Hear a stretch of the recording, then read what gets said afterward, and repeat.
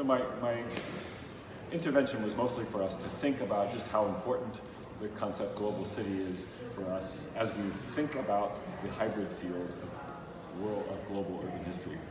Does it tell us, what does it tell us about cities, and what does it tell us about the global? And what does it tell us so much about the connections between the two? And my answer is that it's probably not as much as it often, we use it more than we probably need to. And the examples that were in the papers today suggested to me that most of the time we were either tacking that on to much more complex and interesting analyses, or we were trying to decide whether or not certain characteristics made a city into a global city. So we were asking a question about the concept rather than about the cities themselves. And I don't think we should waste our time asking or trying to define a global city once and for all. It's been done already in many fields outside of urban history, and I don't think we need to think about that. What I think we need to think about is how does the very complex and messy thing that we call a city interact with something even more complex and messy, which is the global. To what extent is city the right, so what's the connection between small things and large things?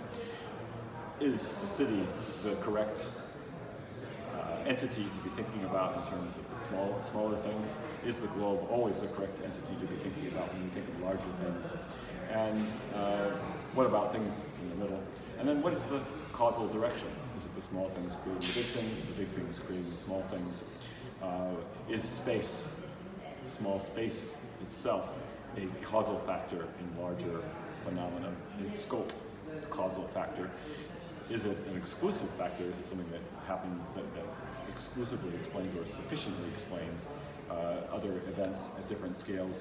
Or, as I think much more likely, is it a necessary part of explanations that isn't sufficient? So these kinds of theoretical questions I think we can ask ourselves. We often, as urban historians, outsource our theory to other disciplines, and I think we can develop our own working theories within our own traditions of very complex analysis of cities as we branch out into bringing in more global concepts. So I'll be talking about these issues over the next year and a half, various different GUP events, and I look forward to other people joining in and thinking about this, both the theoretical as well as all the interesting primary research that's going on in this exciting hybrid field. Thank you, Paul. Fascinating. Thank you so much.